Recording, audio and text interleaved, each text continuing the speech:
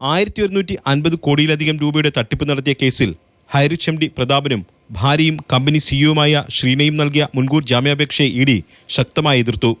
ജാമ്യാപേക്ഷയെ എതിർത്ത് ഇഡി സമർപ്പിച്ച എതിർ സത്യവാങ്മൂലത്തിൽ പ്രതികൾക്കെതിരെ ഗുരുതര ആരോപണങ്ങളാണ് ഉന്നയിച്ചിരിക്കുന്നത്. മണി ചെയിൻ മാതൃകയിൽ പൊതുജനങ്ങളിൽ നിന്ന് 1157 കോടി രൂപ തട്ടിച്ചു. നിക്ഷേപങ്ങൾക്ക് വലിയ ലാഭം വാഗ്ദാനം ചെയ്തായിരുന്നു തട്ടിപ്പ്.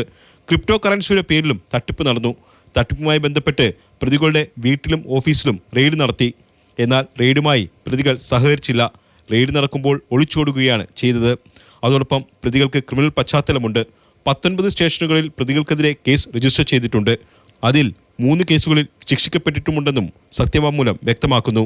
ആയതിനാൽ പ്രതികൾക്ക് മുൻകൂർ ജാമ്യം നൽകരുതെന്ന് എറണാകുളം PMLA കോടതി നൽകിയ എതിർ സത്യവാങ്മൂലത്തിൽ ഇഡി ആവശ്യപ്പെട്ടു.